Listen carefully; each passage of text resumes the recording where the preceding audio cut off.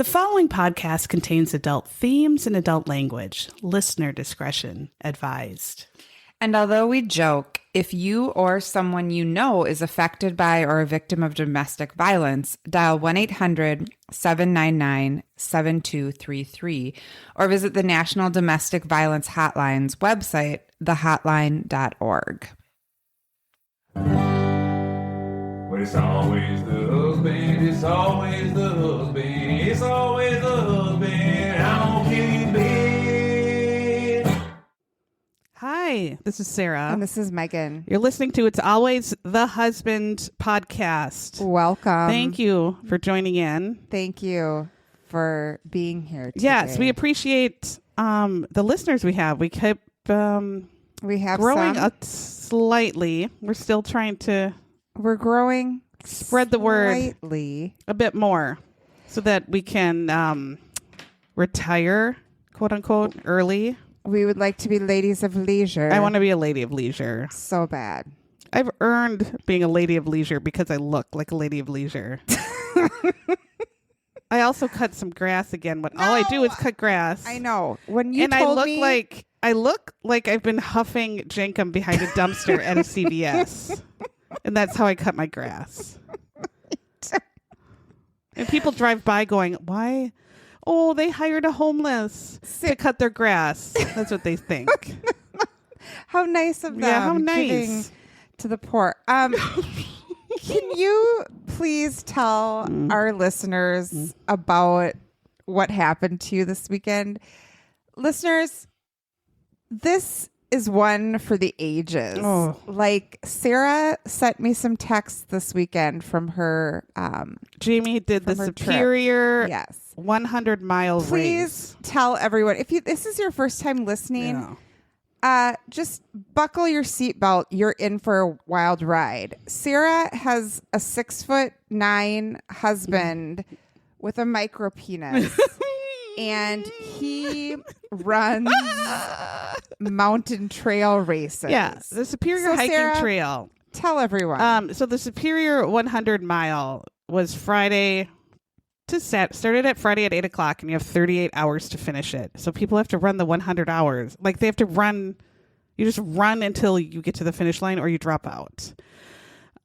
In the elevation change on the Superior hiking trail, we don't have mountains per se in Minnesota, but these are as close as it gets to big hills up in northern Minnesota. Mm-hmm. So the elevation change was 35,000 feet. That means going up and down a change of 35,000 feet. That sounds it was so more. dumb.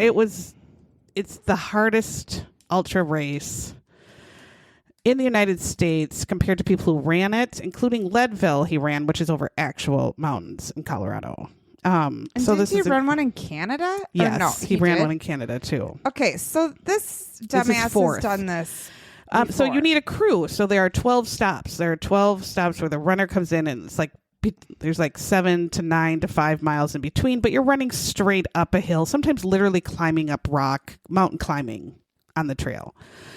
So when they come in, they have to eat, change their shoes, get new water, supplements, whatever. And so you need a crew for that. But Jamie doesn't hire a professional crew. He hires a dumb bitch named me, who's dumb and unhealthy and unaware of what it takes to be a physical runner. And then I did last year, and I did not, or 4 years ago when he did it, and I did not have a wagon. Everybody had a wagon because you put 800 pounds of gear in it, and you're literally hiking into these spots, carrying 800 miles of gear, hiking in a mile sometimes. Right, because you can't just drive your car and park it. You park 9,000 feet away because everybody else has a crew. It's like, go find the trail. Yeah, and then you got to walk to the trail carrying all your stuff.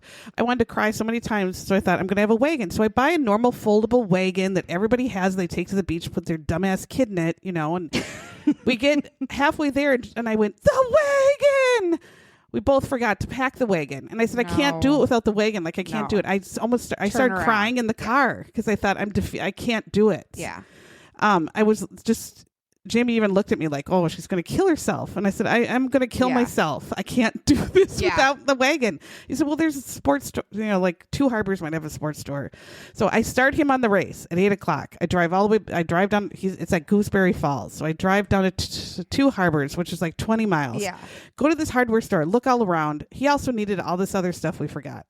And I go, do you have a collapsible wagon? She says, I don't know. Whatever we have is over there in gardening. They only have a metal wagon with metal sides, not a plastic collapsible like wagon that weighs 5 pounds. This is a big metal wagon. Right. And so I'm like, fuck it. I'm going to buy it. It's $140. And I'm like, I have no money. I'm just going to buy it and then do hand jobs on the side to pay for it. I don't care. Then the wagon has to be put together. I had to go back and buy pliers and sit in the middle of the parking lot, putting together the wheels, screwing in the axle, putting on the sides, putting on the handle. And I have a tiny Jeep, shoving it in. All the while it's raining, wind is blowing 1,000 miles an hour. All of the papers and the cardboard and the stuffing of the boxes all over the parking lot. I'm running like a fool, picking it up, and I half-ass screw everything in. And then it has pins that keep the wheels in. The pins are like the cheapest thing you've ever seen. So I pin it all together. I drive 1,000 miles an hour to try to go to the first site, park 1,000,000 miles away, but I thought, whatever. I have this 400-pound wagon. I shove everything into the wagon. It all fits. And I thought, okay. But then you have to walk uphill with dragging a wagon that's like 100 pounds. And I pulled every muscle in my legs. It took me forever. I had to pull to the side and take rests because I was so out of shape. And everybody walking by is going, it's tough, isn't it? I'm like, yes, it's even the first stop. We haven't even done anything yet. And then all hell breaks loose. All the wagon wheels start going and falling and popping off. And so then they're like, ma'am, your wheel? Oh, no. And so I put it back on. Ma'am, your wheel? And put it back on. I said, this is the shittiest wagon. I know I had a real wagon. I kept saying I had a regular wagon. I did buy an appropriate wagon. I had to buy this last minute. Just put it together now. So falling off. Then you go past every spectator, every crew, like it's all these people. Why you have are to people wait. Watching? They're not watching. It's crew. Oh, it's like all the crew. 100 people waiting for the runner to come in because it's the beginning of the race before half the people drop out. My wheels are just boink, boink, boink, boink, falling off and dragging the wheel in the mud. Ma'am, your pins must have fell off somewhere. I know they did. I shoved the wheel back on to make it this far. I did have a regular wagon. If there's one thing you hate, you specifically hate when people try to tell you something you already know. You're just like, and attention. I was the center of attention. Yes, you hate it. And I just wanted to die. I wanted to die. So I'm dragging this metal wagon through mud and rain into the side. I put up my chair. And I'm like, I got to get these wheels on. How do I get it back to my car? Like I just walked uphill a mile. I guess I could ride something down. I don't know. And so then the only you couldn't even get in the wagon. Someone said, "Do you have twist ties to put them in there?" I'm like, twist ties aren't good. You have to have like a rod to keep the wheel from moving around. It's like those big hairpin things. Yes, it's like a hairpin, and they just kept popping off. So then I just thought, oh my God, there's twigs. So I went into the wood area and started pulling twigs, and people are staring at me and then clearing off the twigs. I mean, they still had like leaves and stuff. And so I put the wheel on and just jammed the twig through the hole. And someone was staring at me and said, I'm using twigs. And I had to put twigs through to keep the wheel on. And those bitches last 35 hours on Cardi B, the old cart. And twigs saved the day, and I could, and so, oh man, I used that. I mean, I wouldn't have been able to do it without carrying all of his gear at once. But then halfway through, his brother who had to work all day and then drive 5 hours up to meet me at like 9 p.m. And then with his help, we could carry just everything and not need the cart. And then my nephew was there too, and he kept saying, do we need the cart on this one? Like, no, we'll leave the cart in the car. We'll just carry everything.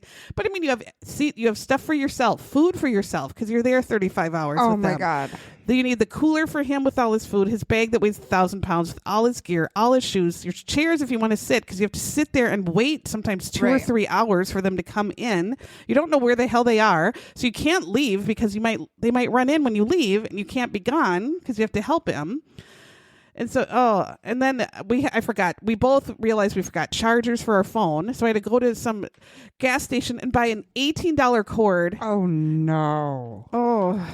I was just... yes, he finished. He finished, and he did a great job. He did. I just wanted to reread your text from the weekend. This is in our group text. Yeah. So this is Sarah, me, Nut Bar, B-Tits, Tiffany of the Pea Hive. Yeah.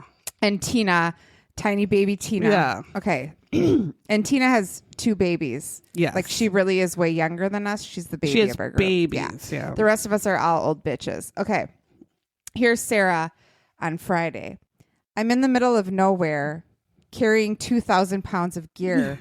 Jamie didn't pack my lightweight foldable wagon, so I had to buy this $140 shitty metal wagon to carry gear miles to the aid station. The wheels came up 200 times using twigs. Kill me.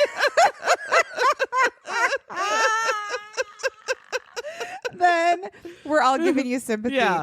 Cassie goes, no. Christina says, this is horrible, Yeah. Sarah, right? And then you write, also, it's cold as fuck. Yeah. I'm resorting to begging strangers to strangle me. And meanwhile, I'm just sitting on my ass. Jamie's actually running 100 miles, and I have no sympathy for him, only for myself. I couldn't care about his horrible pain. His bloody toes. Yeah, his absolute athletic. Hallucinations. Yeah. Yeah. Then she sends a picture of the shitty wagon. Yes. With the twigs. Twigs. Literally twigs holding the wheels on. So Tiffany writes, oh my God.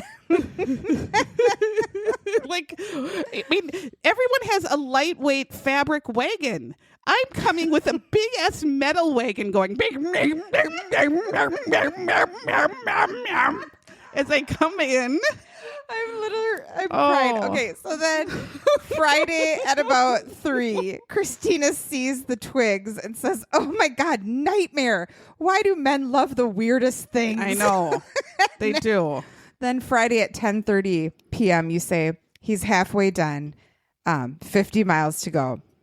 So then I asked, will he be done today or tomorrow? Oh, this is on Saturday Yeah. now. Okay, so then it's Saturday morning at around 9. Will he be done today or tomorrow?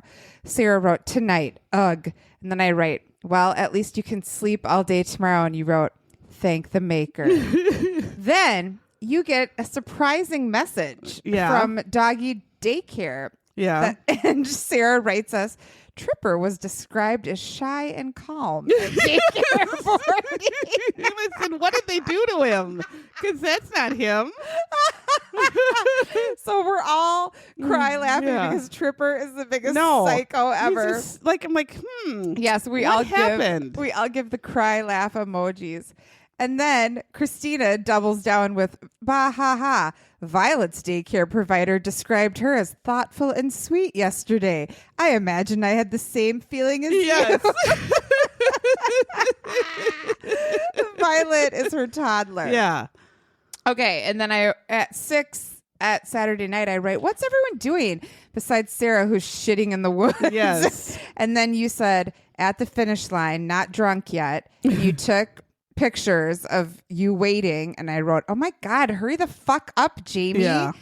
Then Beth is talking about eating dairy. Yeah. And this is Christina's message at 6:30 p.m.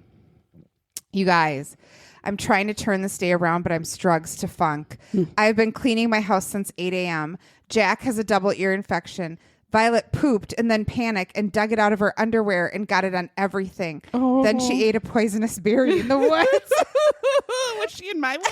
I'm going to run away. Yeah. And then Sarah, you wrote, no, worse day than me. And then she said, no, I think they're both terribly challenging days in different ways. We're both full This is the best. We're both following around a nutty person trying to keep them alive. Yes.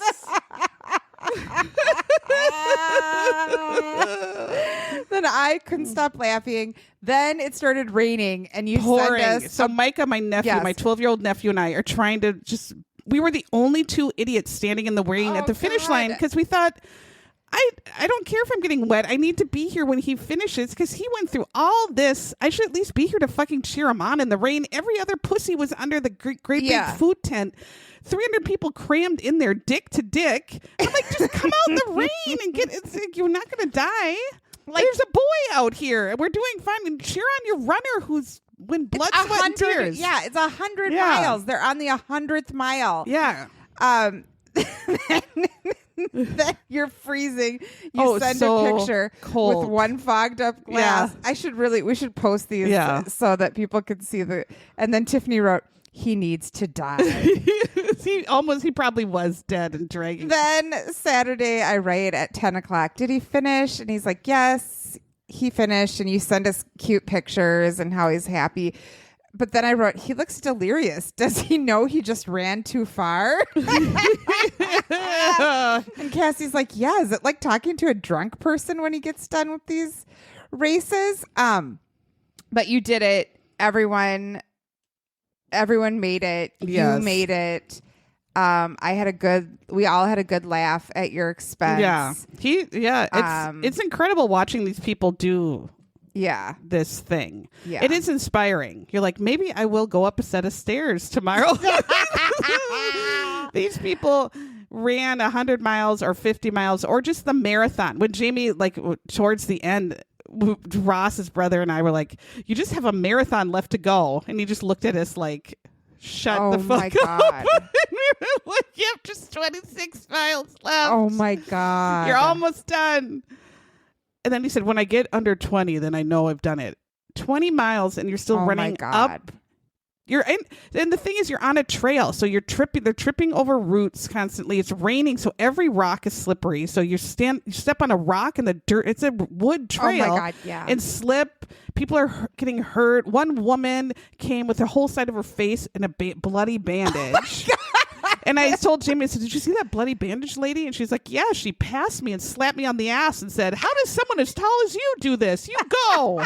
And I was like, oh, that's encouraging. Did you go beat her ass then? Well, this lady with half her face scraped off was running faster than my husband. You attacked her in the woods, didn't you? Took her down. Yeah, I took her down. Don't slap his ass. No, I was just like, oh my God. That's my these micro people penis. These people are machines, like absolute machines. Yes. And then they would just hang out after, like you just ran 100 miles and they just hang out eating chili. What? Because there's chili and cornbread for them at the end. And so they could go have that. And they're just sitting there eating, chatting with people. Like, I would be like, take me to the hospital. Yeah. I think I need a hospital. I mean, let's be real. If either of us even said we were going to do something like this, our friends would drive us straight. I to couldn't the walk mental ward. up the parking area to the spot. I had to rest. I couldn't even do that. Oh, so it's unreal experience. But yeah. So my glitter in the shitter actually, although I don't need it, is twigs. Well, twigs, yeah. Twigs saved the drugs, day. And booze. Twigs, drugs, and booze. And poor Micah, like before the very end, we went back to our hotel, Ross's brother, Micah and I, just to change. We were wet. Yeah. I changed my clothes or whatever, and we just chilled for a little bit because we had space in between, and it was right next to our hotel. And I just said, Micah, I'm sorry. And I went and got a beer and just gung, gung, gung, gung, gung, gung, gung. And then we got with our Airbnb a free wine. I said, oh, Micah, I'm sorry. I'm going to have some wine. Gung, gung, gung, guys. And I normally don't drink like this, but I just was pounding booze. And I still had to go the whole day. Yeah. It's like I'm normally not Did you have like a hot tub that you could go in afterwards? There was. Jamie couldn't even go into there. I didn't go in. I forgot my suit, so I didn't go nude, but I didn't do it. He said I can't even he was so done when we got back. Did he go straight to bed? Well, he hung out for like an hour. Oh, and God. then he went to bed. Yeah. Yeah. I would have died. I mean, good job, Jamie. Yeah. Good job, you. Yeah. And thank God for twigs, drugs, and booze. Twigs, drugs, and booze. That's all you need in the woods. You know what? I think we're good. I think that these texts were the glitter in my sugar. Yeah. This story, I laughed all weekend at your expense, and I'm sorry. And and all the wives had like I was dressed again like another homeless or another just not even homeless, just a haggard gal behind the CVS dumpster that gives handies. That's how I was dressed. Like people would assume that's what I do for a living. Everybody else was in designer black leggings. I didn't know all the wives. You were supposed to wear designer black leggings, cute little boots or cute designer tennis shoes. And then very expensive black coats that go to the waist because they're all like kind of thin. Yeah. And then like CC hats or whatever kind of cute stocking hats that were all kind of the same color. There was literally a dress code where all the wives who were crewing. And I was wearing just stained, filthy, dirty, wet. I'm like, how are you not wet and dirty? How am I? Like, and we were all three of us just looked like haggard, and everybody else was like a fashion model. I'm like, I can't live this life. Jamie's never been so proud. I bet. Oh yeah, I looked like and then my coat was so inappropriate and dirty. I had to wear his coat. Oh, next year we're gonna get you. Oh, I hope he never does this again. I hope he never does it again. Well, if he does, we're gonna dress you. I'll have to dress nice. You're gonna be dressed for success. So I was going to announce some Patreons, so we can get into our story. Oh my God, we have Patreons? Yes, Jennifer Willoughby. Thanks, Jennifer. I can't read my writing. Jennings. Jennifer Willoughby Jennings. Jennifer Jelliber. And Kristen Butters. And Sibley M. These three cunts get a round of applause. Yeah. Thank you, ladies, so much. You got some stickers coming. I know. We appreciate you immensely. Thank you. Thank you. You made our day. You made our week doing this. Thank you so much for your enjoy support. those episodes just for you and whatever else is on there. Some pictures and things. Yes. All right. Should we start Let's this get shit started. show?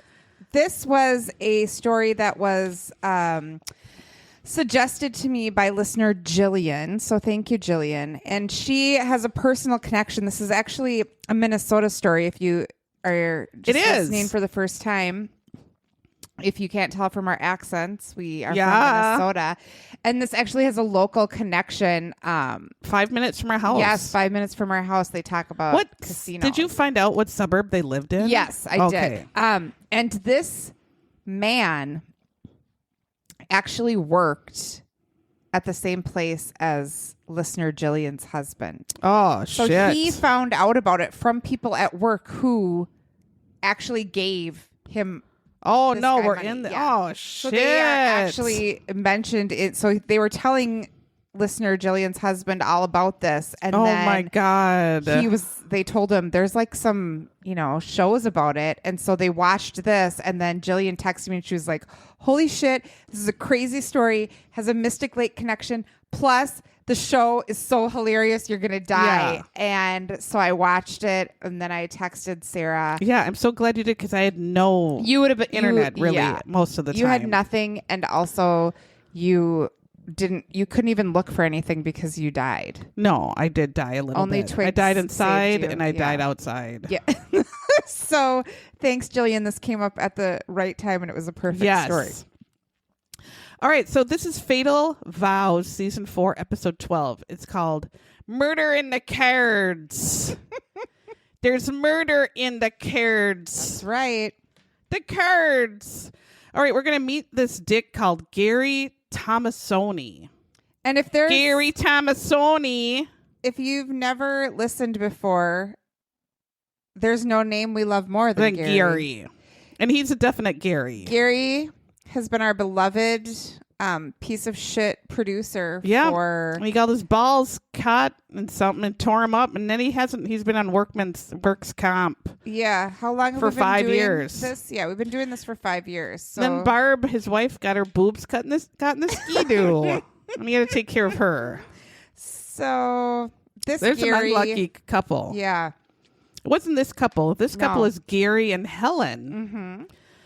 So Gary, we're in Hinckley, Minnesota. Mm-hmm. Was it Hinckley or Hibbing? No, they're in Hibbing. Oh, they were in Hibbing. They were born in Hibbing, which But Hibbing he is went just to a the dumbass casino town in in Hinckley. Yeah.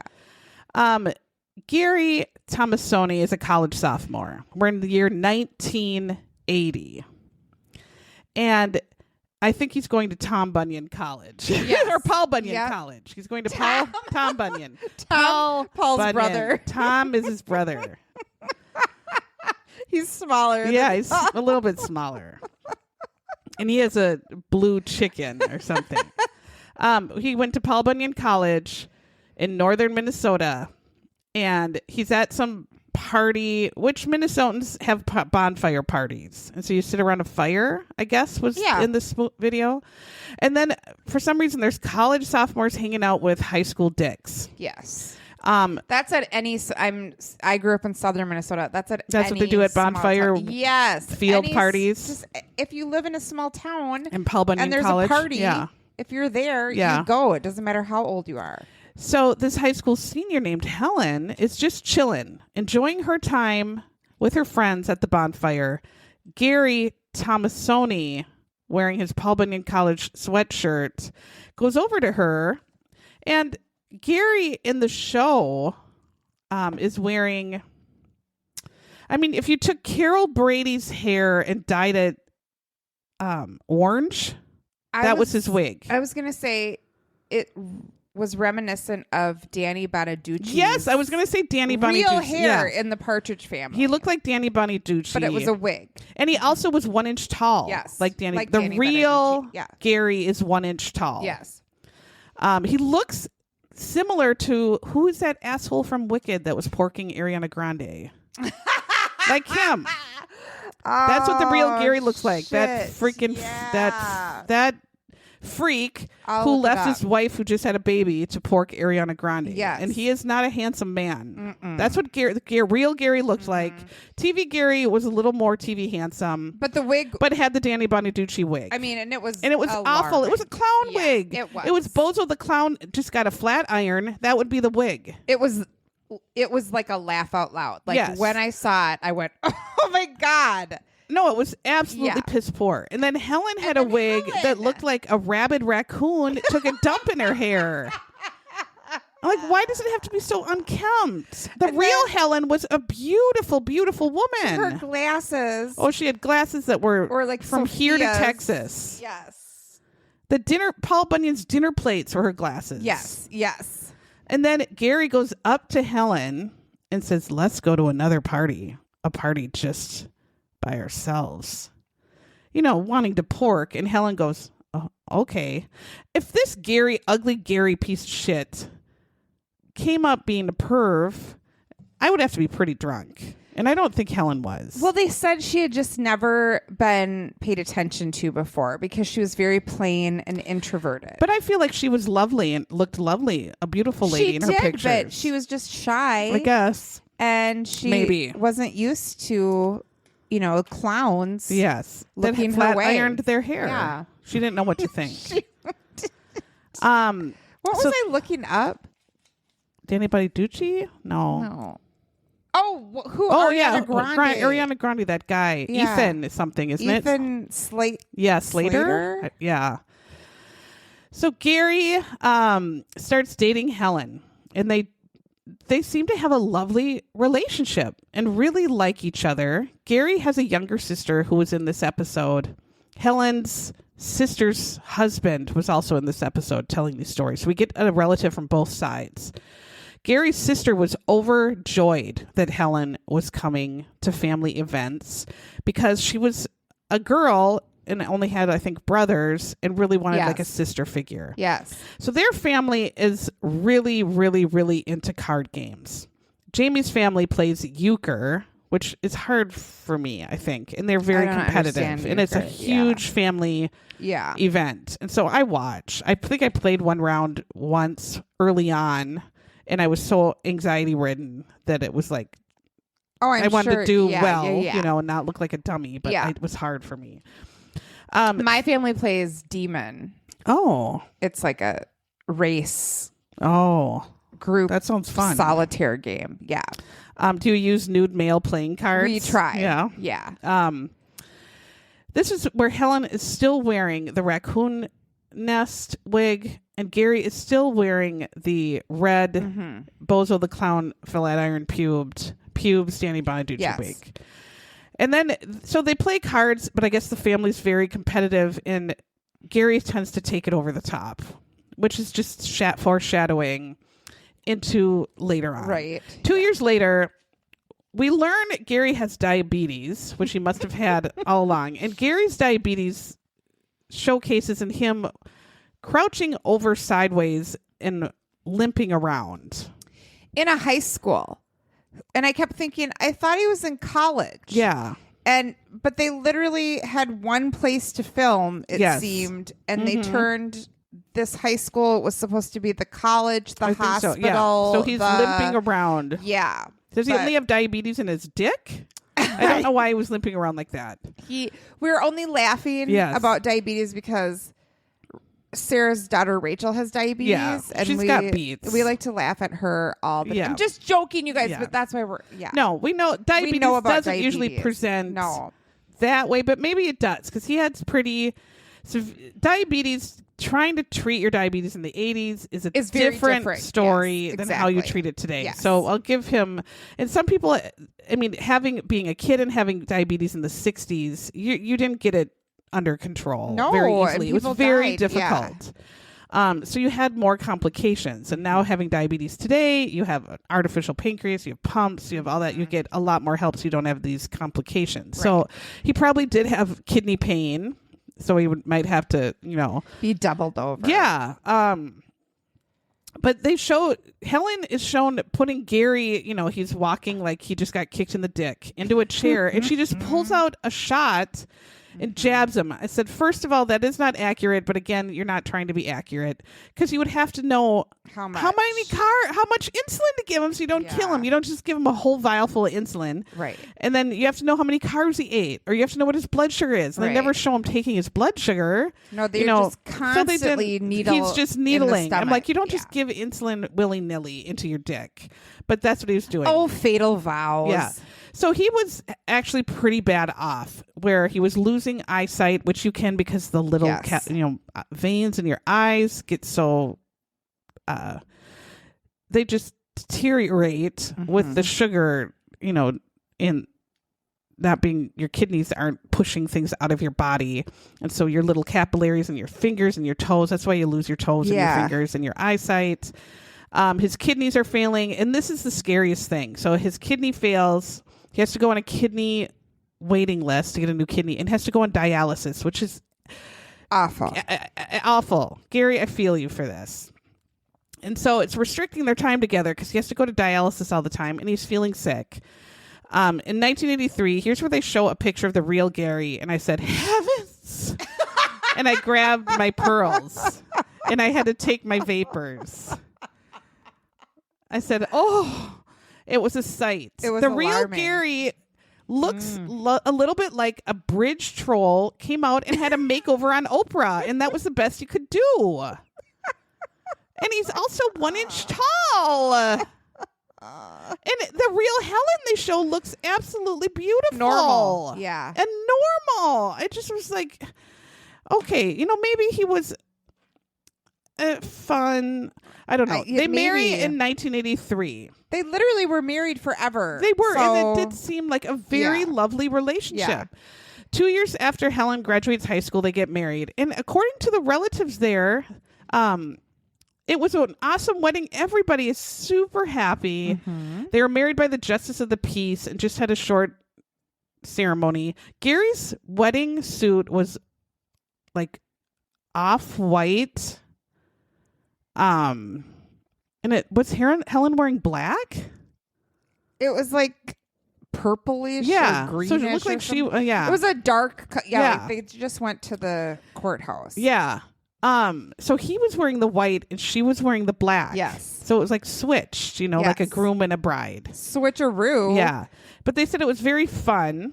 And then they have a cute little baby boy a year later, and they're very, very, very happy. Right.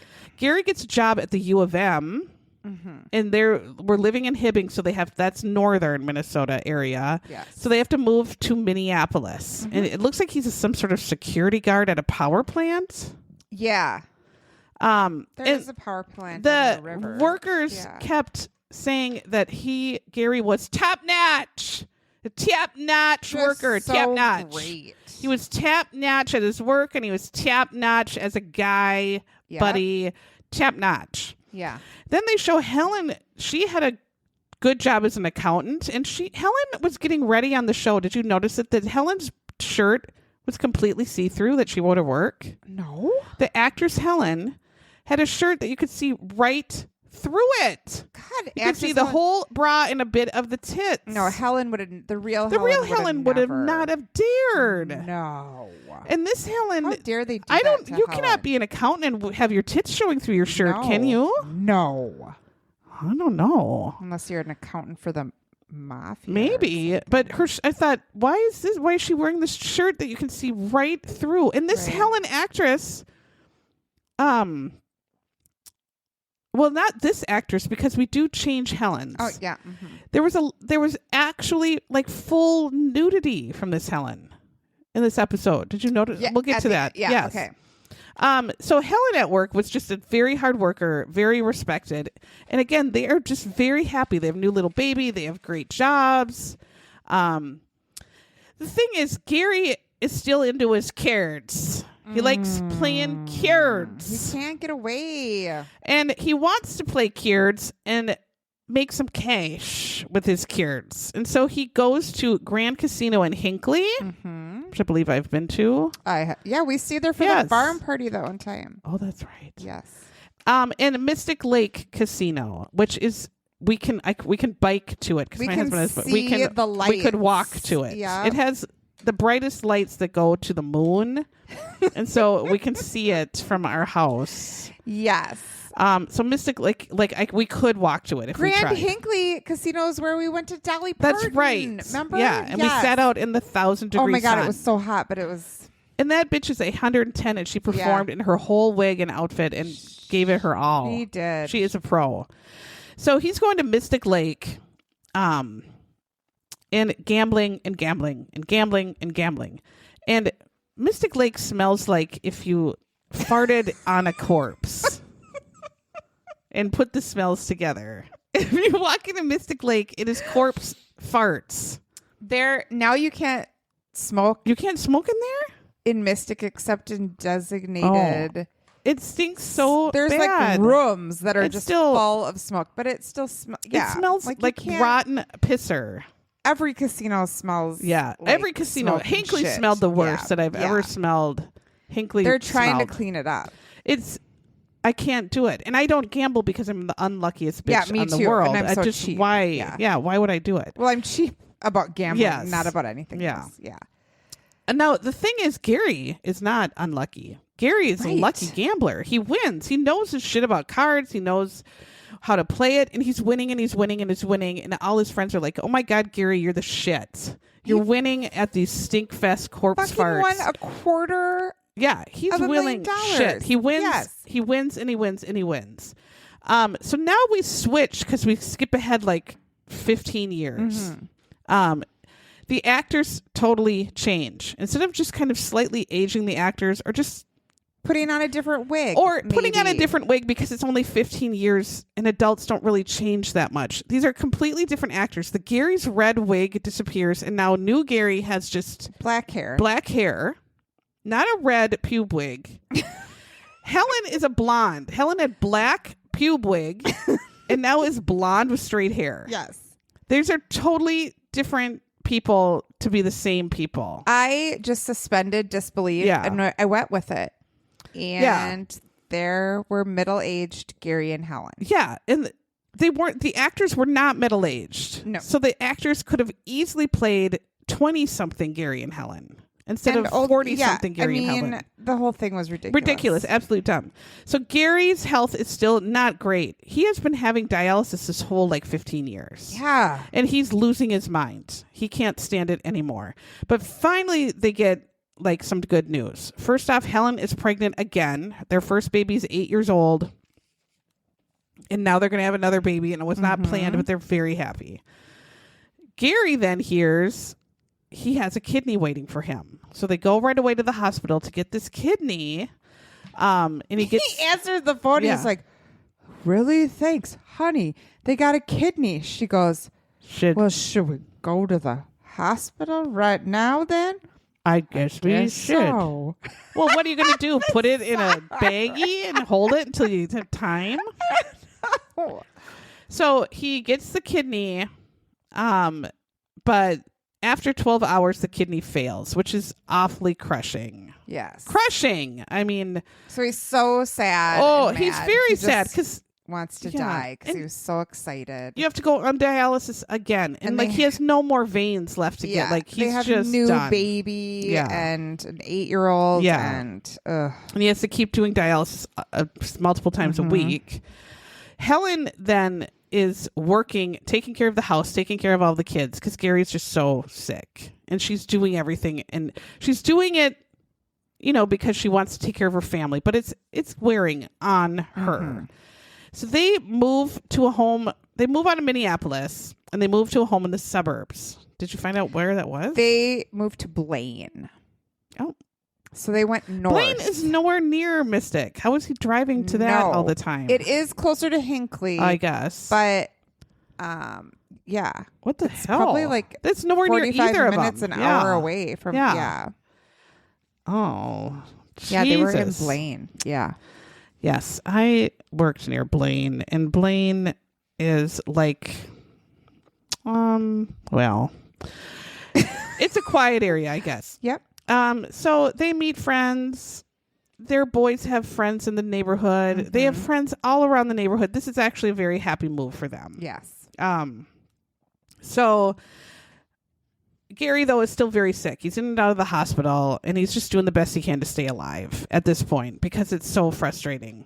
But 4 years later, he gets a call that he has a kidney and a pancreas, which is exciting because not many people get that.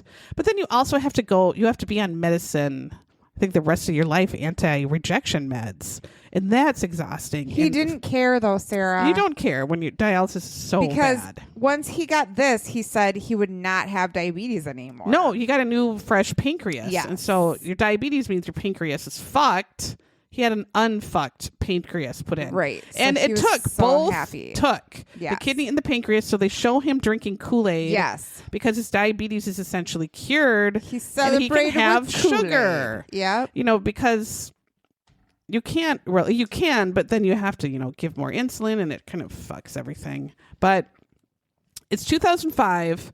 This is when he also won $250,000 at the casino. Yes. And he comes home with a check, and his sons are like, let's buy a car. And Gary says, let's buy some hookers. Well, he didn't, but Helen was like, how about we pay off our fucking bills? Helen was like, no, Gary. Yeah.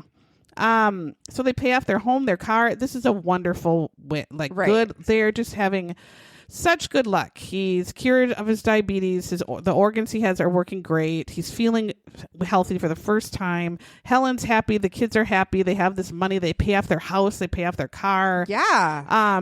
So great. But Gary keeps gambling because that's an addiction. Mm-hmm. And when he wins, mostly, it's an addiction that he thinks is just paying off. He doesn't see it as being, negative, but he's probably only sharing the wins and not how much he's losing. Well, that's during kind of these how years. It goes, right? So Helen starts getting worried because Gary is spending a lot of time gambling, and he's spending a little bit too much of their money and time at the casinos. And I guess if he has to drive an hour to each, that's fucked. Right. It's starting to affect their marriage. So Helen has some come to Jesus talks with Gary. Yeah. And the actress Helen and the actor Gary, they did show that the actress Helen was a bit taller Yes. Than the actor Gary, because Yeah. I think real Helen was like 3 feet taller than Gary. Yeah. And she's like, I'm doing literally everything. The house, working, paying everything, taking care of our kids. And you're just at fucking casinos all the time. And Gary's like, I'm not an addict. Stop it. What are you talking about? And he has a fit. And he says, fuck you, pretty much. Yeah. Leave me alone. I can take care of myself and do what I want. And Helen's like, Jesus Christ. Yeah. 6 months later, Helen's just, fuck this. She tells Gary, pretty much, get help, stop gambling, or I'm out. She says, like, you have to go to treatment. Yeah. Like, you need to go to gambling treatment. Gary looks in her face and like sees she's serious. And he's like, I'll try. And they hug.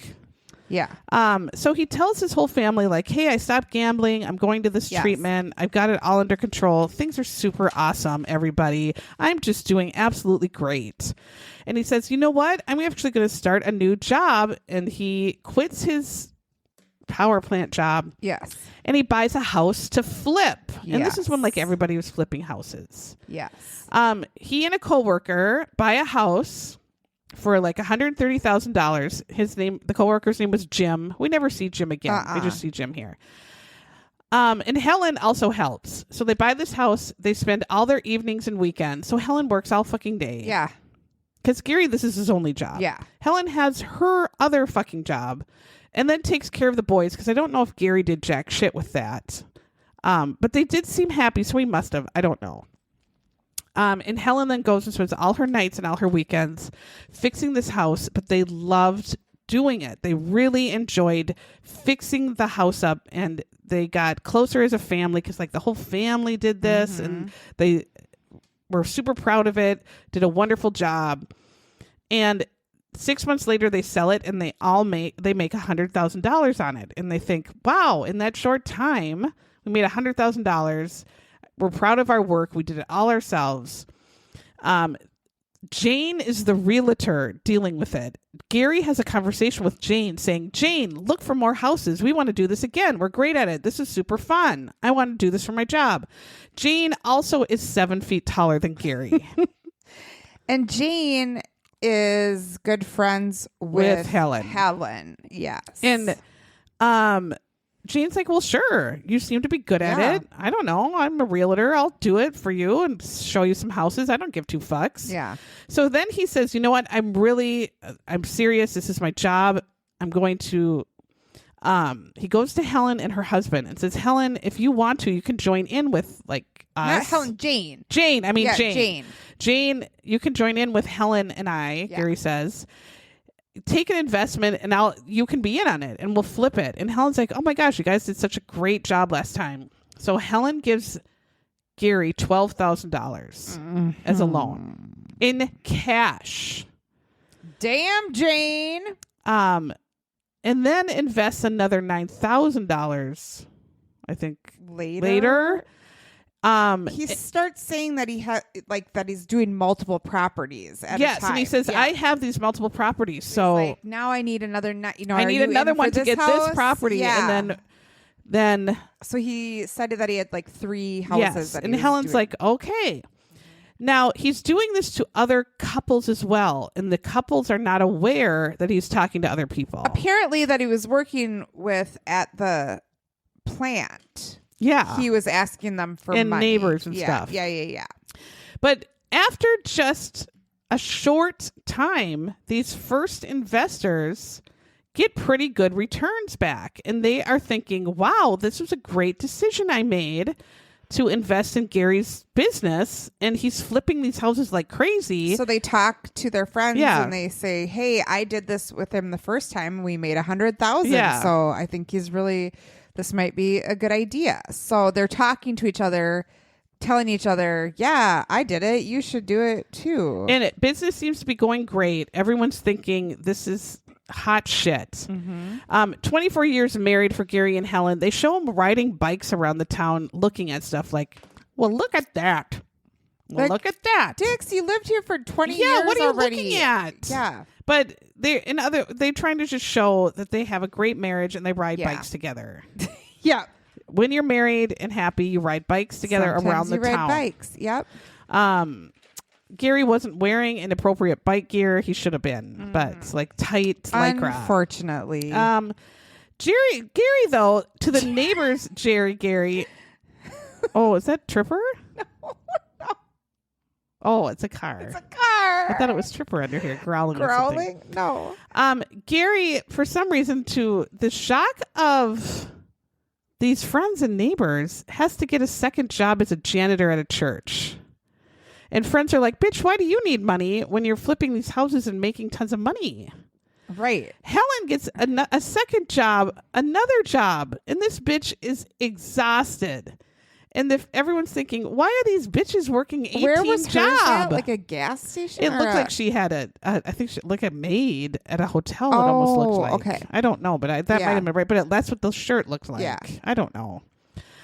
So investigators are starting to think these bitches have 15 job, and I'm not seeing my profits anymore. Like the houses have not gone up for Yeah, sale. so how is he working how on come them? you're working so many jobs and not working on your? Where is the time to work on the houses and flip the houses? Because I'm not seeing my money back.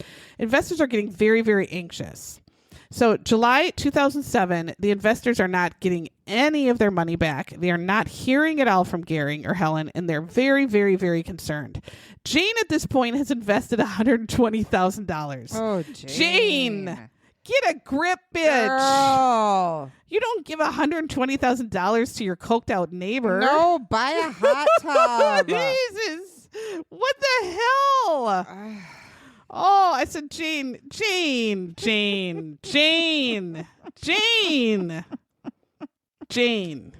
And you have this much spare cash and you're living in Blaine? I know. What the hell? Come on. So Jane is in a panic, and I would be too. Jane, I feel you. Yeah. Jane calls Gary and is pretty much like, bitch, when am I getting my money? Yeah. But Helen answers and says, Gary's not here. And Jane's like, well, can you have Gary call me? Because fuck.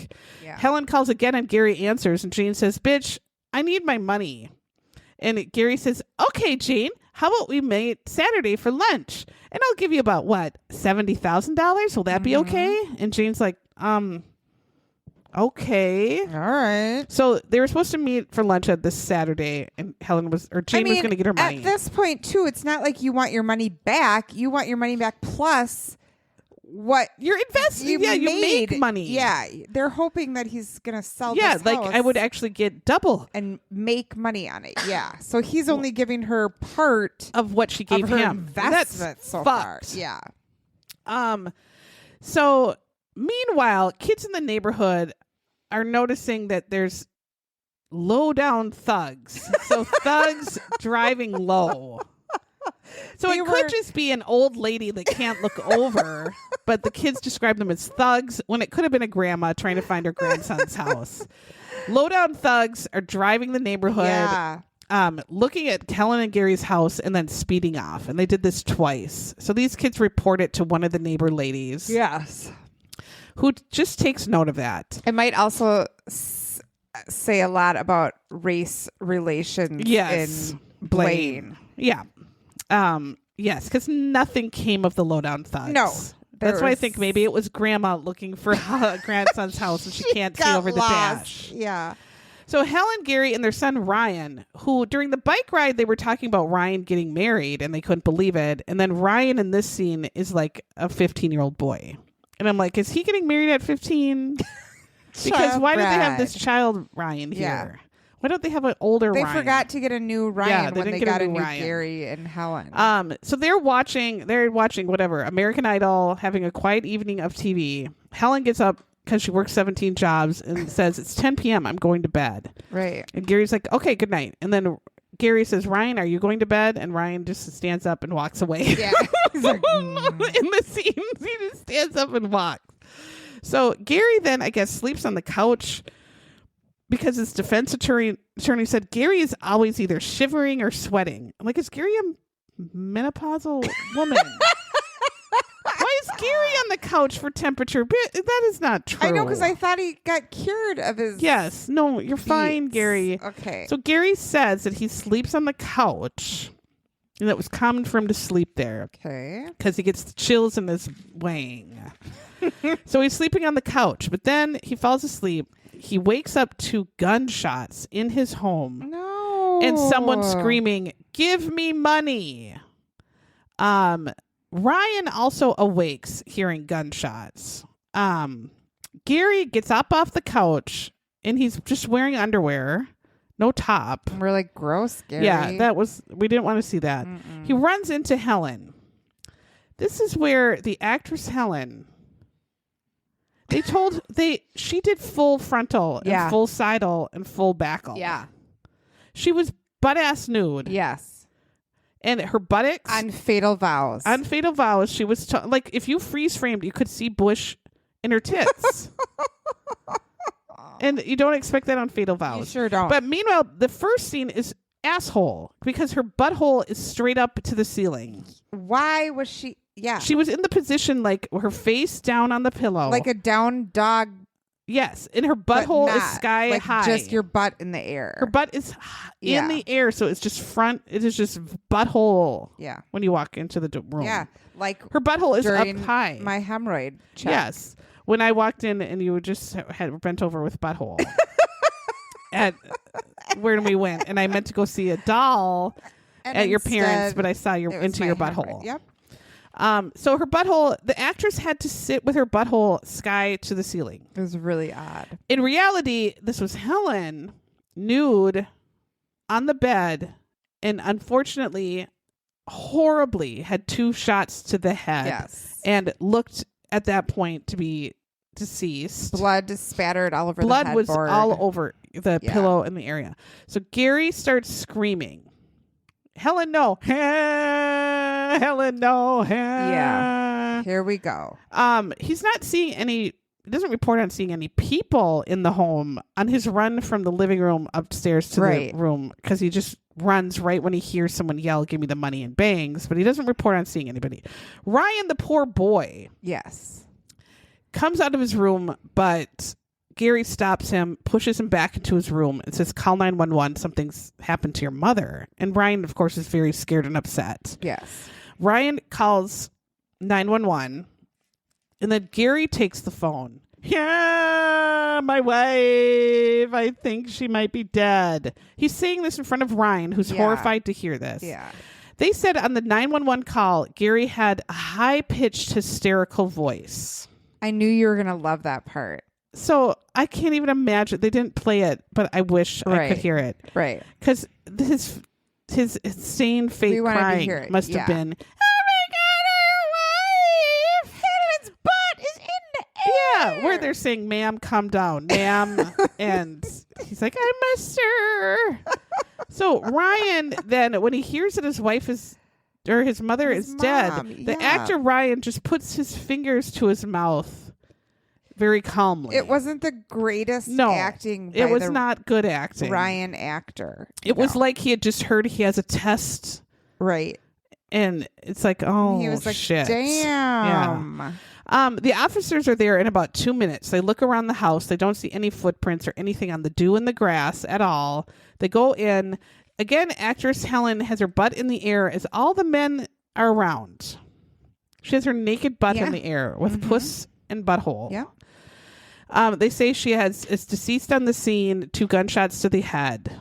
Yeah. Very horrible.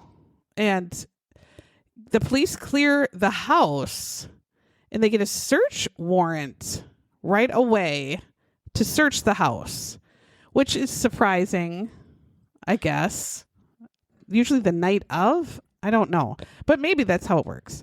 So they take Gary and Ryan right away to the police station to interview. Ryan is acting normal for the situation. I mean, like responding normally to this horrible event, having normal feelings of shock and everything. Gary, the police ask, who would want to hurt Helen? And Gary just says, "Well, I did go to counseling for gambling a lot." And the police write that down like, "Oh, okay." It doesn't have anything to do with why someone might want to kill Helen.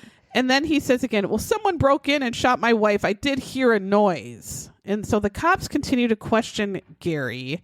They question all the neighbors. They hear about the lowdown riders, thugs, in the strange car. So they think, was someone casing Gary and Helen's house? Could they have then come back? But nothing was taken. Nothing was stolen. The family and friends now Helen was dead up in a bedroom, but no one else was touched. on the couch. Yeah. So the person would have had to walk right by Gary. Yes. In his underwear and leave him and then go kill Helen. It doesn't, in her room with the door closed. Like, right. It doesn't make sense. Right. So friends are now hearing about it. They're all shocked, totally upset. At Helen's funeral, this is where the friends are gathering again. And I feel like it was a little bit inappropriate timing. I do too. But all the friends are like, okay, we said goodbye to Helen, but is anyone getting their money back from Gary? But where's our money? Are we ever going to see our money now that Helen's dead? Or where's our money? And they all realize no one has gotten their money in a long time. And that way more people invested in Gary than they thought. And so they all get pissed and go to the cops about their money right away. Yes. Like, Helen, and then they go collectively to a lawyer. Yes. And that's when the lawyer tells them, how much did they all give? Everyone total was $350,000 that they gave to Gary. And Gary just gave them shitty IOUs written on Kleenex, pretty much, that are worthless. I mean, that's their bad, too. Yes. Yeah. Police then, they say, can you find out where these properties are? And police look at all the counties. Gary owns zilch. Gary didn't buy one ass house. Don't you think you would say, can you take me to the home so I can see it? Let's see what you're doing. Let's see what I just bought. Or do I have to sign something, paperwork for you to buy this? I don't know. Found the right people because they were like friends, so they trusted him. So they realize they have been totally scammed by Gary. And what they find out is that Gary never stopped gambling. Surprise. Because they search warrant in 2004 all these casino records. And after since 2004, so after Gary's big win in 2005, where he won like the $250,000, the next year he lost mysteriously the same number, $350,000 at Mystic Lake. Oh my God! I can't even imagine. Vomit. So he had never stopped gambling. He never went to treatment because there's no medical records of any of this or anything. He would spend $50,000 to $60,000 a month at these casinos. Oh my God. What the hell is he doing? Well, how do you even have that money to spend? I guess know. He was getting it from other people. So they figure all in all, he lost almost about $500,000 at casinos. And I'm sure he's always going like, the next one's going to hit, right? And then I'm going to give it all back. Yep. I don't think he was... I don't know. He must just thought, I have to keep going because I have to win eventually again. Because I took money from all these people and I got to get it back. So he's maxed out his credit cards. He's behind on his mortgage. So all in all, he's about $750,000 in debt at this point. They realize the entire flipping house thing was a Ponzi scheme. He would get money from the first ones, give to the later ones. And so they thought their investments were actually from homes, but it was just from later investors. Police get another search warrant for Gary's house and they find a locked filing cabinet in the basement and they can't get to it. So then they go, they just say, let's just, check the washing machine. Gary put his bloody clothes after murdering in the washer and left them in there like a typical husband leaving the clothes in the washer because he doesn't know how to do the cycle. He didn't know how to work the washer. No. He didn't know how to put even stuff in to clean the bloody clothes. Put the bloody clothes in there and then run the washer even. He didn't even do that. Nope. Gary, no. You're that incompetent at cleaning your own clothes? Gary, They literally pull out his bloody T-shirt and shorts. And then they dig in the shorts, and the key to the filing cabinet is in the shorts. There it is. Gary, stick it up your asshole. So they open the filing cabinet. Yep. And in the filing cabinet is a gun, a bloody gun. Yep. Spent bullets.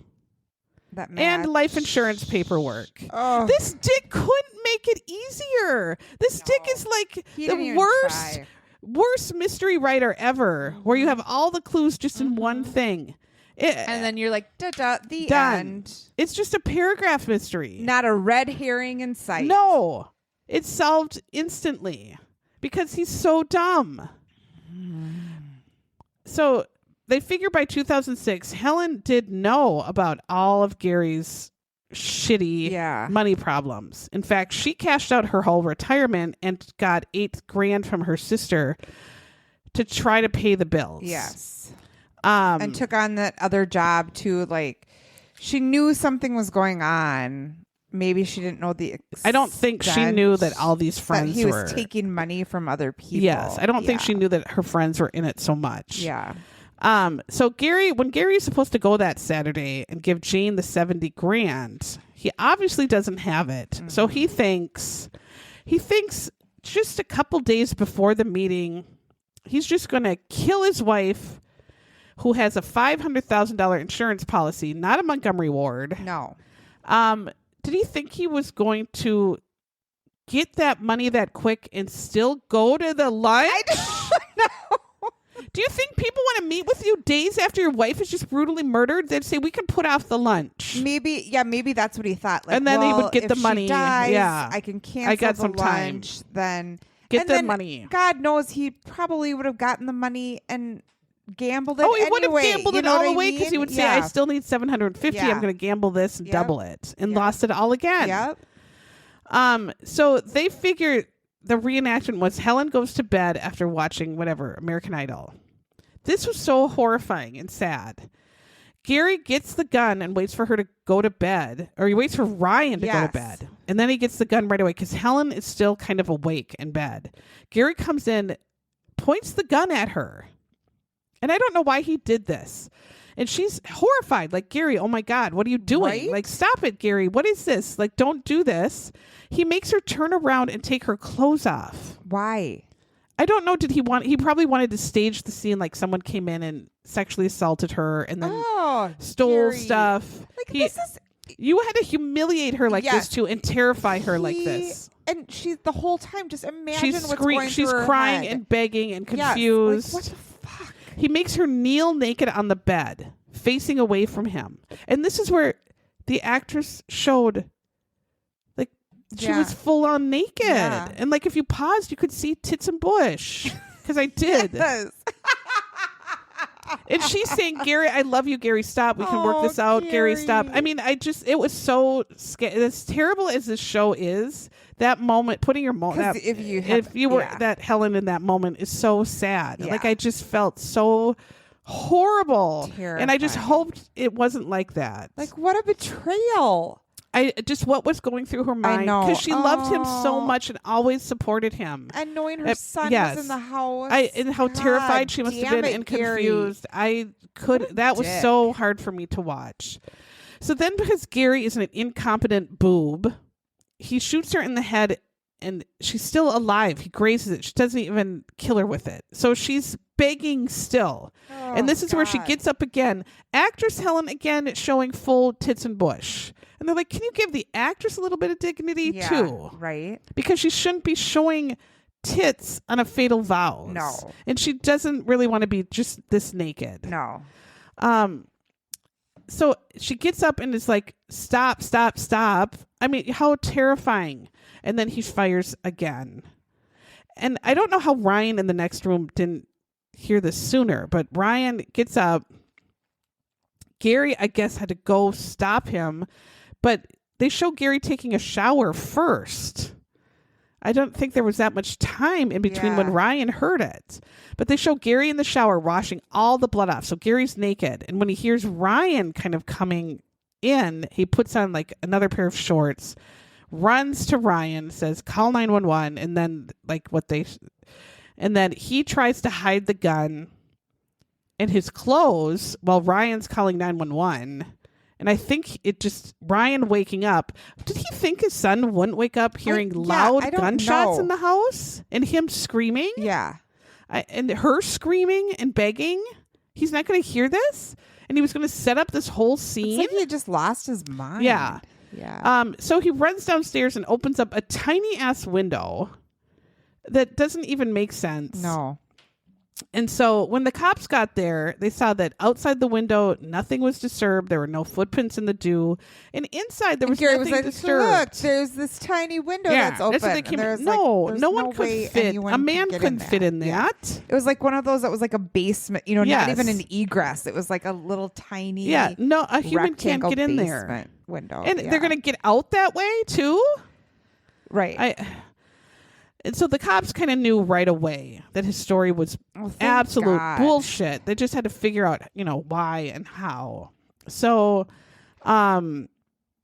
Gary's sister as well she just started crying because she was in such shock. She knows he did it. Gary's arrested. He's 47. And now let me tell you, I just sent you some pictures of Gary's real mugshots. Oh, Jesus. And I don't think at any point in the show you got a good enough close up to see. He's got Sampaku too. Disneyland and Disney World. His eyes don't even try to go in the same direction. Not even close to the same Disney. He doesn't even have red hair. So what was that red wig? Oh, I thought it was kind of red. I don't know. But no, his horrible. eyes aren't even attempting to do the same thing. They are feuding. His eyes are in a fight. He looks like red hair here. Yeah. One eye is completely looking at the sun and one's looking at the ground. Do you think it was because of blindness? Now that I'm making fun of him, now I feel bad. No, but I don't feel like your eye actually goes in another direction. I mean, I have one blind eye. But maybe. Do mine? No. I don't know. He does Anyway, he's fucked up face and eyes. He does have a fucked up face. He looks evil. Mm-hmm. And he's not handsome. Mm-mm. Well, Helen kind of looked really cute, I thought. For an 80s, Yeah. I mean, there's little only girl. I could only find 2 pictures of Helen. But she was far above Gary's level. God damn it, Gary!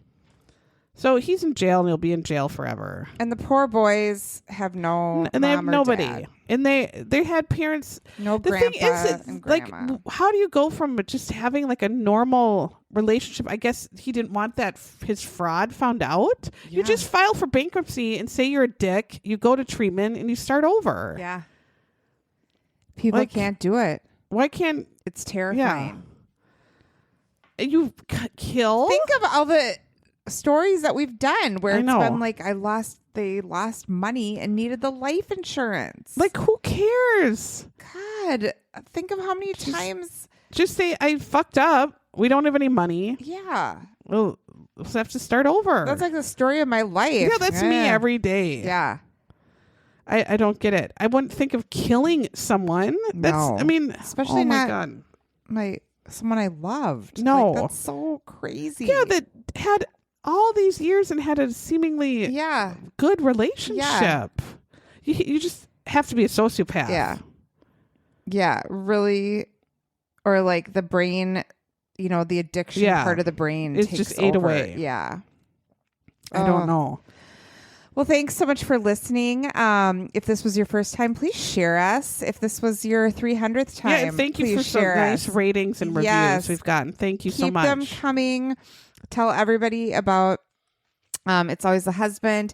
Again, if you'd like to support us with some cash, you can go to patreon.com. And there are different levels of support that you can look at. We also have a book club online. If you join our group, It's Always the Husband podcast group, you will see that at the end of the month, we meet on Zoom we have book club members from all over the world, and we love it so much. Mm-hmm. And so we'll be meeting the end of this month, and I'll put a Zoom link on there as soon as I have time to, breathe. I don't know. Yeah. It's farm party weekend. I know. I can't this weekend go for I'm just me. a shit show. Yeah. So I'll be out this weekend, but I'll be home. And that's so fun with delicious food. I know. I'll take some videos Is of the barn TT dance. going? And I don't know. Beth? I don't know I who's don't know. going, but I'm going. Nut bar. Nutty and I are going. Yeah. Yeah. All right. Well, Okay. again, thanks for listening. Bye.